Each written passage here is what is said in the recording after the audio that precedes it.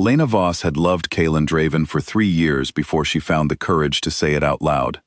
She had waited through late nights, quiet dinners, and countless moments when she thought he almost felt the same way. So on the evening of the Northern Pact's founding ceremony, in front of nobles, warriors, and neighboring leaders, she finally told him the truth. "I love you, Kaelin," she said, her voice steady despite the crowd around them. The hall went silent. Kaelin, the Alpha King of the North, looked at her with an expression she would never forget. Not anger, not even surprise, just distance. "She's a dear friend," he said to the watching court, nothing more. The words landed like a blade. Elena kept her composure, nodded once, and walked out of the hall with her head held high, though her heart had shattered into pieces. She did not cry until she reached her room. She did not scream. She simply packed one bag, left her title and her place in his kingdom behind, and disappeared into the night. She did not run to hide from the world. She ran to find herself again. Weeks later, in the quiet human city of Ashcombe, a woman named Lena Cross opened the door of a small flower shop for the first time. She had cut her hair, changed her name, and left behind every trace of the life she once had. The shop smelled of lavender and fresh soil, and for the first time in years, Elena breathed without the weight of unspoken love crushing her chest. She built a new life slowly. She learned the names of her neighbors, the rhythm of the local market, and the comfort of walking home without fear of being watched or judged. She was no longer the woman who loved a king who could not love her back. She was simply Lena, the florist with gentle hands and a warm smile. But her disappearance did not go unnoticed. Kaelin searched for her the moment he realized what he had done. The silence in his court after her departure was suffocating. He had spent years telling himself that keeping his feelings hidden was strength, that showing vulnerability was weakness for a king. But watching her walk away had shown him the truth. Some losses could not be undone by pride. He was not the only one looking for her. Rhys Cade, Alpha King of the Eastern Pack, had known Elena for years through diplomatic gatherings between their territories.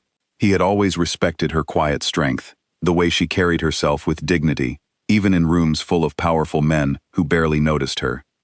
He had never spoken of his feelings, believing she belonged to Kaelin's world, not his. When news reached him that she had left the North, something in him shifted. He allowed himself, for the first time, to hope. Daemon Ashford, Alpha King of the Western Pack, had crossed paths with Elena only a handful of times, yet each memory stayed with him.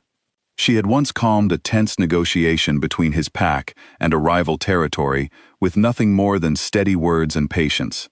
He admired her from a distance, never acting on it, assuming she was already spoken for in every way that mattered. When he heard she was gone, he felt an unexpected pull to find her. 3 kings, each ruling different lands, each carrying old rivalries with one another, found themselves drawn toward the same goal.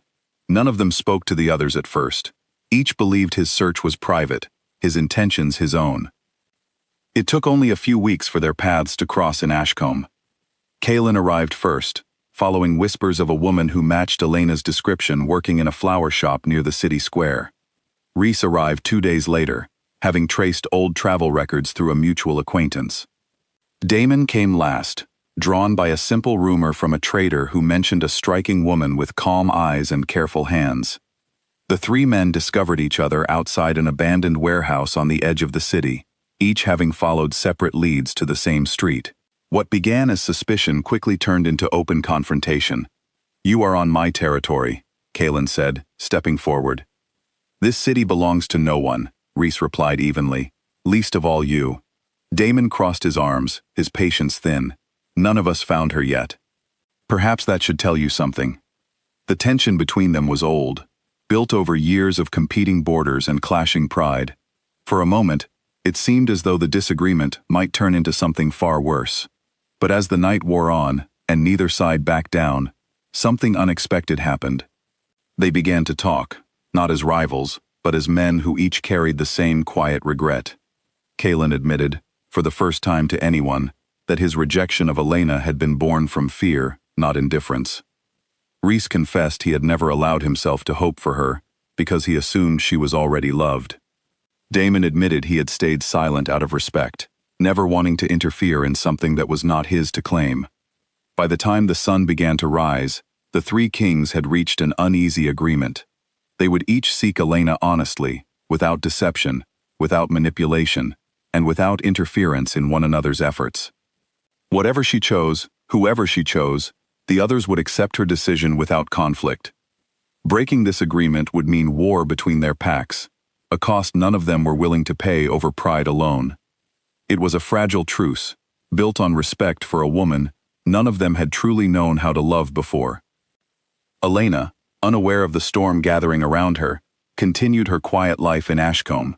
She had grown close to her neighbors, especially an elderly woman named Mrs. Pearl who ran the bakery next door and had taken to checking on her every morning with a warm loaf of bread and gentle conversation. Elena had found something she never had in her old life, peace that did not depend on being chosen by someone else.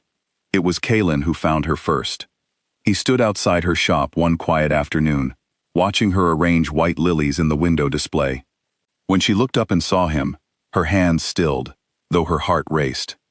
"Elena," he said softly. "It's Lena now," she replied, her voice calm despite the storm inside her. He stepped closer, though he kept a respectful distance.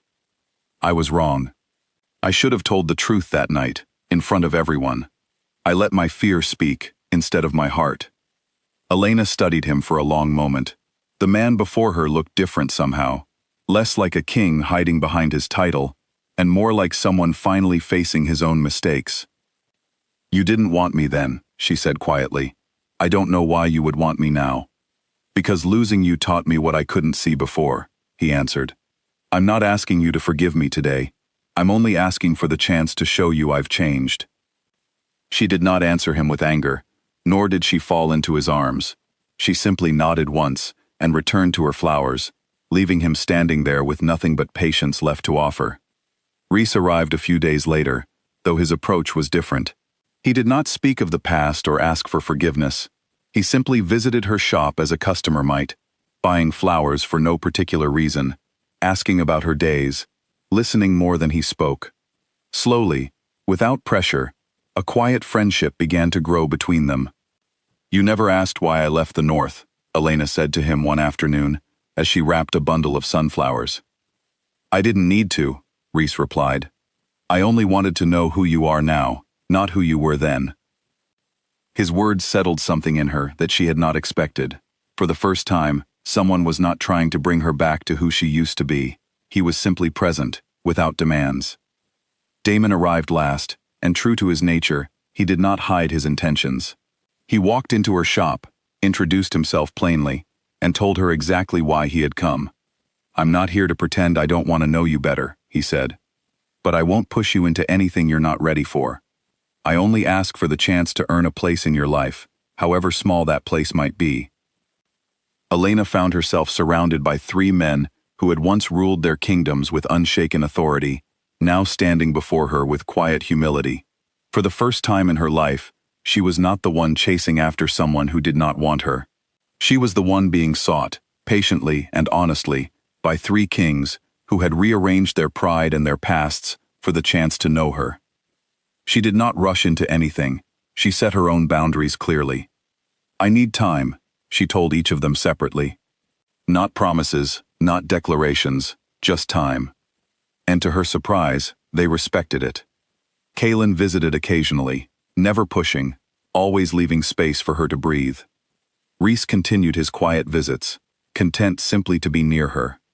Damon remained steady, honest, and patient, exactly as he had promised. Word eventually spread through the packs that their three kings had formed an unusual truce over a woman who wanted nothing to do with titles or thrones. Some called it foolish, others called it the beginning of a new kind of peace between territories that had once been bitter rivals. For Elena, it was neither foolishness nor peace treaties. It was simply the first time in her life that her own feelings mattered more than anyone else's expectations. Months passed. Elena's shop flourished, her friendships deepened, and slowly, cautiously, she allowed herself to consider what her heart truly wanted. She did not choose based on titles or kingdoms. She chose based on who made her feel safe enough to be herself. without fear of rejection or dismissal. The story did not end with a crown placed upon her head, or a wedding announced before a watching court. It ended on a quiet evening as Elena locked the door of her flower shop, the scent of jasmine lingering in the evening air. Outside, 3 kings waited, not as rivals fighting over a prize, but as men who had learned patience, humility, and respect through their pursuit of her. She looked at each of them for a long moment, feeling the weight of a choice that was entirely her own to make. Then she smiled, calm and certain, and began walking toward them, not because she had to, not because she was expected to, but because for the first time in her life, she was choosing on her own terms. Whatever came next, whichever path her heart would follow, Elena Voss was no longer the woman who begged to be loved. She was the woman who had learned her own worth, and that, more than any crown or kingdom, was the greatest victory of all.